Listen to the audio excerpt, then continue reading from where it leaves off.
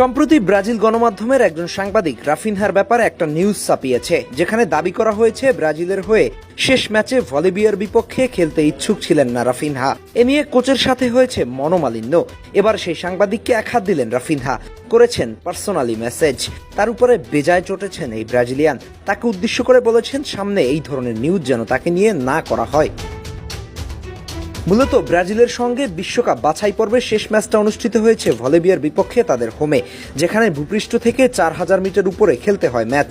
থাকে অক্সিজেনের অভাব, যা খেলোয়াড়দের স্বাস্থ্য ঝুঁকি বাড়িয়ে দেয়। এখানে মূলত খেলোয়াড়রা ম্যাচ খেলতে অস্বস্তি বোধ করে। এ নিয়ে কম কথা হয়নি ল্যাটিনের দলগুলোর মাঝে। যেহেতু ব্রাজিলের বিশ্বকাপ খেলা নিশ্চিত হয়ে গেছিল, কোচ কার্লো আনচেলত্তি রাফিনহাকে বিশ্রামে দিতে চেয়েছিলেন, যাতে করে স্বাস্থ্য ঝুঁকি এড়ানো যায়, বড় কোনো ইনজুরিতে পড়তে না হয়। আবার এই ম্যাচে যদি রেড কার্ড দেখতে হয়, তাহলে বিশ্বকাপের প্রথম ম্যাচ মিস করতে হবে। কিন্তু শেষের 30 মিনিটের জন্য মাঠে নামিয়ে দিয়েছিলেন।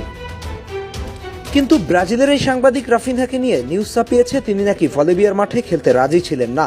এ নিয়ে কোচের সাথে দ্বন্দ্বে জড়িয়েছে। এমন নিউজ ছাপার পরে সেই সাংবাদিককে পার্সোনালি মেসেজ দিয়ে এক প্রকার থ্রেট দিয়েছেন। এই ধরনের মিথ্যা সংবাদ তাকে নিয়ে পরবর্তীতে যেন না করা হয়।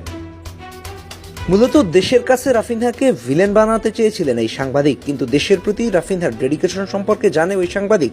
ইন্টারন্যাশনাল ব্রেকে যখন খেলোয়াড়রা ক্লাব থেকে নিজ নিজ দেশে পাড়ি জমাচ্ছিলেন, তখন রাফিনহার জন্য সিবিএফ বিমানের যে টিকিট বুকিং দিয়েছিল, বার্সেলোনার ম্যাচের কারণে সেই ফ্লাইট মিস করেছেন রাফিনহা।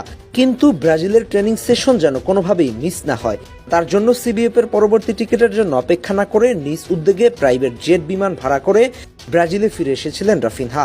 শুধুমাত্র ট্রেনিং সেশন মিস করতে চাননি বলে যিনি এত বড় উদ্যোগ নিতে পারেন, তাকে নিয়ে কি করে এমন নিউজ ছাপানো সম্ভব হয়? একজন অ্যাথলেটের কাছে তার নিজ দেশের হয়ে খেলার চেয়ে বড় আর কি হতে পারে? অথচ রাফিনহাকে ভিলেন বানানোর চেষ্টা করেছিলেন এই সাংবাদিক। কিন্তু রাফিনহাও ছেড়ে দেওয়ার পাত্র নয়, একবারে মুখের উপর জবাব দিয়েছেন। রাফিনহার দেশপ্রেম কিংবা ক্লাব প্রীতি কোথাও ঘাটতি ছিল না, মাঠে তিনি সর্বোচ্চটা দিয়েছেন। অথচ অনেক সময় তাকে অবমূল্যায়িত করা হয়েছে। এমনকি ভ্যালেন্টিয়ার রেসেও পিছিয়ে গেছেন শুধুমাত্র প্রচারের অভাবে আর ভুল ধারণার কারণে। অথচ মাঠে তার প্রভাব অবদান ছিল চোখে পড়ার মতো। তাই তার দেশপ্রেম বা কমিটমেন্ট নিয়ে প্রশ্ন তোলা আসলেই অবিচার। শেষ পর্যন্ত রাফিনহা প্রমাণ করলেন দেশের জন্য তার কমিটমেন্ট কিংবা গুজব, মিথ্যা সংবাদের কাছে হেরে যেতে দিবেন না। তিনি সবসময় ব্রাজিল জাতীয় দলকে গুরুত্ব দিয়েছেন, কখনোই দেশের প্রতি দায়িত্বকে অবহেলা করেননি। যারা চেয়েছিল নিজেদের স্বার্থ হাসিল করতে রাফিনহাকে ভিলেন বানাতে, তাদের পরিকল্পনা আপাতত ভেস্তে গেছে। তবুও এই ধরনের সংবাদ একজন অ্যাথলেটের জন্য কখনো সুখকর নয়। তাতে করে দেশের দর্শক সমর্থকরা তাকে ভুল বুঝে। তবে রাফিনহার প্রতিবাদের মাধ্যমে যে বার্তাটা দিয়ে রাখলেন, তাতে করে আগামী দিনে ওকে নিয়ে মিথ্যা সংবাদ রটানোর ক্ষেত্রে